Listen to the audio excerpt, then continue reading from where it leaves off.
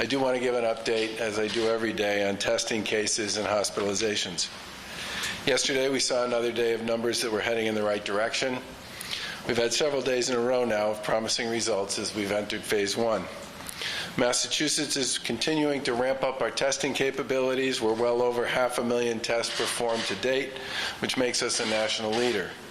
The average positive test rate continues to inch down to about 8.5% as we continue to see hospitalization totals decrease as well. This is coming as we start slowly to get back to work, and those are both positive signs.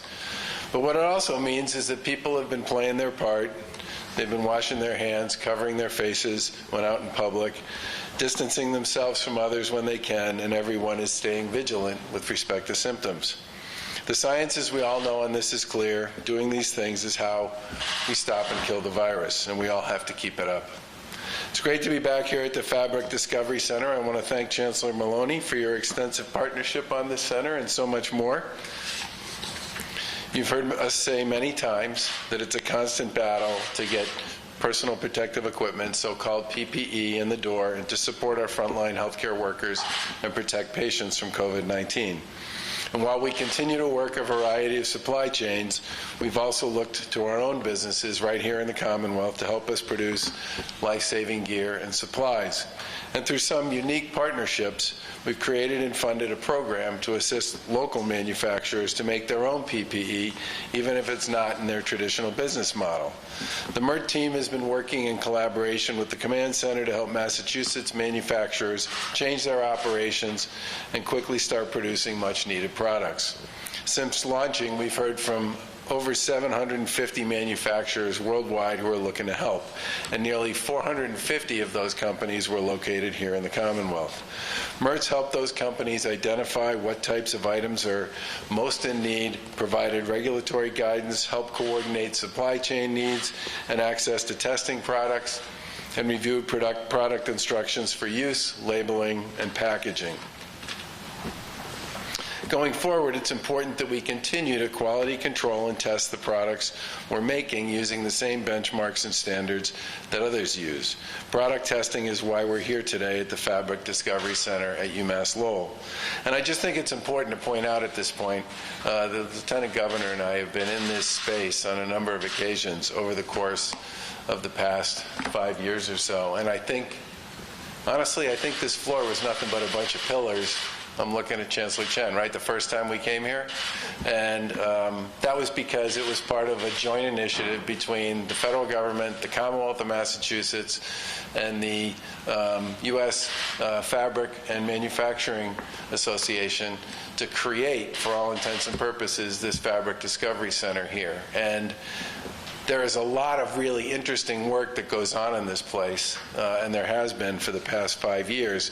But there is something kind of special about the fact that work that we did with UMass Lowell, with local manufacturers, with the federal government, and with a variety of other folks to stand up a Fabric Discovery Center here has made it possible for this operation, which already knows a lot about making fabrics of one kind or another, to stand up a set of testing operations that can then be used to test masks and test gowns and test other elements that are so critically part of the PPE supply chain. And it just continues to build on this idea that the more we can do from beginning to end here in the Commonwealth of Massachusetts, including testing, a lot of the fabrics and the products are being developed here in Massachusetts, the less we have to worry about some of the issues that come with getting involved in global supply chains, which the Lieutenant Governor, I could go on for hours about how much fun that is. The academic institutions and the R&D institutions have been critical to much of the Massachusetts-made PPE production effort, and that includes teams from MIT, WPI, and of course the folks here at UMass Lowell. For N95 respirators, surgical masks, and gowns, MERT's partners now have capabilities to test for a number of very specific factors here to make sure these products work as well as they're supposed to. MERT's coordinated access to this PPE testing, which has served the needs of over 80 companies at this point, including the State Department of Public Health, and the Massachusetts Emergency Management Agency. We've also benefited from the world-class R&D centers that Massachusetts calls home, including the Advanced Functional Fabrics of America operation, which I believe has, they got people right here. Yes, Chancellor? Okay. And their CEO, Dr. Sasha Stolyarov, is also here today. There he is. Thanks again for the partnership on so many of these initiatives. Here at UMass Lowell, these folks have conducted 80 tests of filtration efficiency, 82 tests of liquid barrier penetration, and 27 tests on gowns. I asked if they had actually tested any of the Merrow gowns, which is one of the enterprises down in Fall River that's famous for making industrial sewing machines, but is now in the business of making about 500,000 gowns a week. And I was told that while they haven't actually tested any of Merrow's gowns yet, I'm sure they will at some point. We're going to suggest they do. They actually do have a bunch of Merrow sewing machines that are actually part of the operation here, because this is, of course, a fabric discovery center, and they do make the #1 industrial sewing machine in the world. Just a nice little Merrimack Valley, South Coast story. And obviously, with the new equipment that we just saw as part of this tour, they'll be able to increase their capacity here substantially. The Fabric Discovery Center was able to purchase this equipment to test PPE through a grant from the MERT program that enables high-volume screening of a myriad of materials for N95s, gowns, surgical masks, and other products. And without this kind of testing, it would take a lot longer to produce quality PPE here in Massachusetts and get it tested. Carolyn was saying earlier that as the volume of this sort of material, these kinds of products has become more and more critical to first responders into our healthcare community, obviously the backup associated with finding places and spaces where you can get the test done started to grow. In some cases you could do it here, but it took a long time because of the backlog. Some of you had to send out of state. Once again, you know, building your own capacity just makes it better, faster, cleaner, and more efficient, and way more customer-centric and service-friendly. And this is in many ways a great example of a pivot that's going to work in the short and the long run for everybody. There are companies also all over the state, from 99 Degrees Custom and New Balance in Lawrence, to Caroline Products in Danvers, to Boyd Technologies in Pittsfield, that have already taken advantage of the testing capabilities here. 27 companies are making face shields, masks, N95s, test swabs, and medical gowns, as well as parts for ventilators because of the work of the MERT.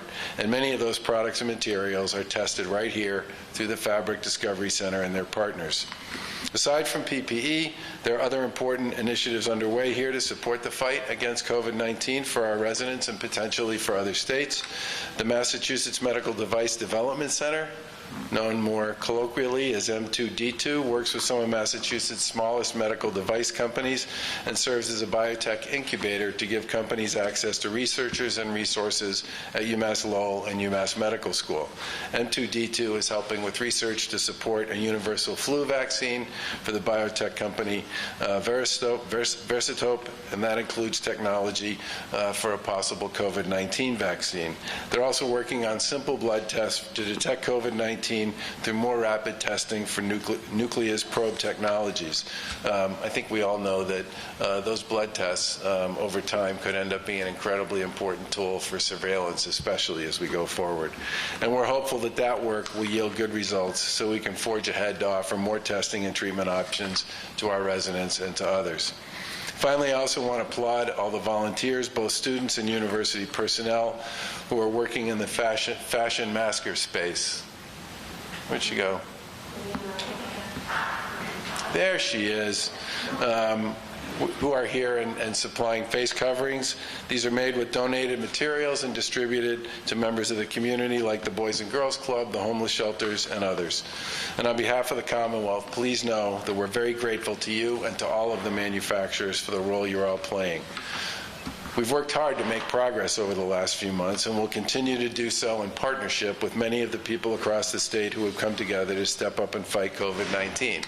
That, of course, is no surprise to any of us who know anything about the quality of the ingenuity, imagination, and creativity of the people of Massachusetts.